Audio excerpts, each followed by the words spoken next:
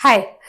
हमने ये अनुभव किया है कि प्रेगनेंसी ना आने के जो 3 कारण हम हमेशा बात करते हैं, अंडे, शुक्राणु और ट्यूब, उसके अलावा एक नई प्रॉब्लम आजकल की जनरेशन में, आजकल के कपल्स में जो अपने बिजी लाइफस्टाइल में इतने इन्वॉल्व हैं, उनमें बहुत ज्यादा देखी जा रही है। वो है कोइटल फ्रीक्वेंसी कम होना, यानी आपस में इंटरकोर्स या सेक्स करने की जितनी बार जरूरत हो सकती है एक महीने में जल्दी प्रेगनेंसी आने के लिए, उससे कम नंबर में होना। तो आज इस वीडियो में हम बात करेंगे कि आखिर एक महीने में प्रेगनेंसी जल्दी लाने के लिए इंटरकोर्स की फ्रीक्वेंसी क्या होनी चाहिए। इसके लिए बहुत जरूरी है ये समझना कि एक फीमेल की साइकिल में अंडा कब बनता है और जब वो अंडा रिलीज होता है तो बॉडी में कितनी देर तक जिंदा रहता है ताकि वो एक शुक्राणु से मिल पाए। हमारी एक वीडियो है जिसमें हमने ओवुलेशन डे कैलकुलेटर के बारे में बात करी है, पर मोटा मोटा अंदाजा लगाएं तो अगर किसी महिला की साइकिल 30-30 दिन में आती है, यानी पीरियड शुरुआत से लेके अगली शुरुआत तक 30 दिन है, तो तकरीबन अंडा जो है वो 16वें दिन पे रिलीज होगा, यानी 14 दिन 30 में से घटा के। तो अब भी अंडा जो 16वें दिन पे रिलीज हुआ, ये बॉडी में फर्टिलाइजेबल यानी शुक्राणु से मिलने के लिए, ताकि ये बच्चा बना पाए, सिर्फ 12 से 24 घंटे तक ही जीवित रहता है। तो अगर इंटरकोर्स उसके आसपास होगा तो प्रेगनेंसी के चांसेस होंगे।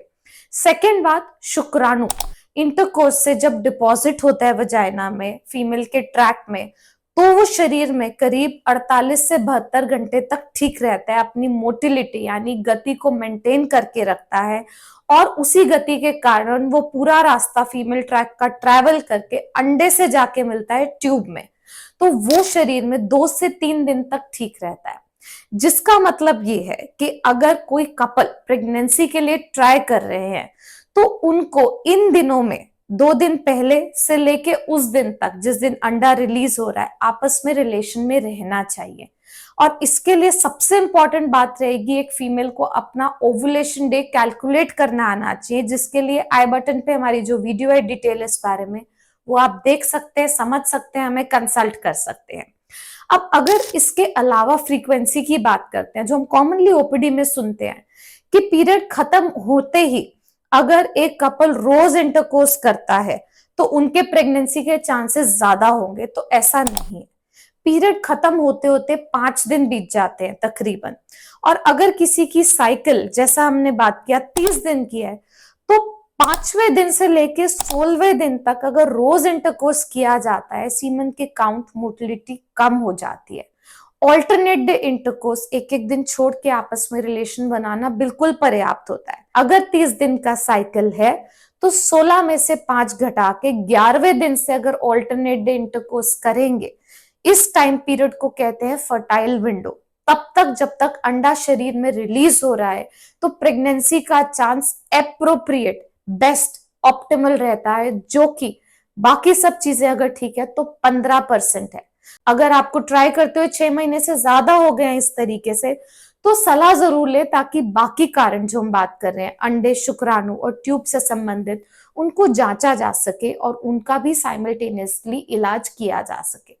तो अब कंसल्टेशन में हमें बहुत बार उभर के आता है कि ट्यूब के टेस्ट भी हो गए, अंडे भी सही बन रहे हैं, फॉलिकल मॉनिटरिंग बढ़िया हो गई, लाइनिंग अच्छी बन रही है, सीमन एनालिसिस का टेस्ट भी ठीक है, पर एक कपल एक पूरे महीने में 1-2 बार ही इंटरकोर्स कर पा रहे हैं, और वो भी वो टाइम नहीं करके कर रहे हैं, वो ये कैलकुलेट ही नहीं कर रहे हैं कि अंडा कब रिलीज हो रहा है।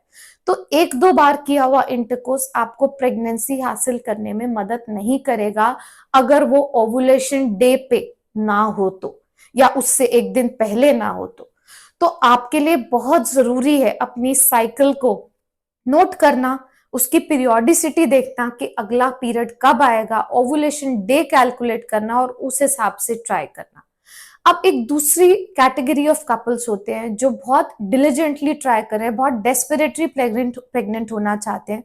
वो सोचते हैं कि सुबह शाम इंटरकोर्स करने से बेटर रहेगा, सो उनकी कोइटल फ्रीक्वेंसी उस हिसाब से फर्टाइल विंडो में सुबह शाम इंटरकोर्स की होती है। ऐसा देखा गया है, अगर एक मेल इजैकुलेट सुबह शाम करते हैं लगातार 4-5 दिनों के लिए, तो by the day egg release होता है, उनका काउंट, मोटिलिटी अफेक्ट हो जाता है और प्रेगनेंसी के चांसेस कम हो सकते हैं।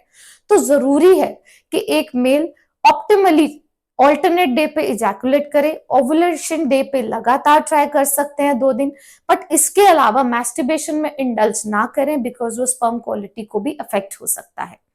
तो अगर हम प्रेगनेंसी की बात करते हैं तो इस टाइम पीरियड में, इस गोल्डन अपॉर्चुनिटी में जब एग रिलीज हो रहा है, इंटरकोर्स होना जरूरी है।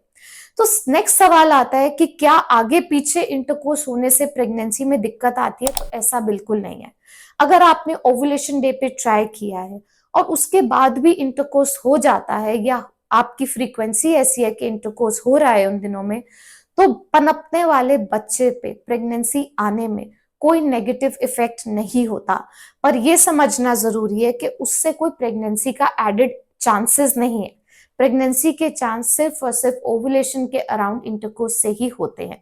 तो to sum it up, intercourse की फ्रीक्वेंसी फर्टाइल विंडो में ऑल्टरनेट डे होनी चाहिए। इसके अलावा बहुत ज्यादा बार इंटरकोर्स करने से स्पर्म की क्वालिटी अफेक्ट हो सकती है, और ज्यादा इंटरकोर्स अगर ओवुलेशन के बाद किया जा रहा है तो प्रेगनेंसी आने में रुकावट नहीं करता है, पर प्रेगनेंसी के चांसेस को नहीं बढ़ाता है।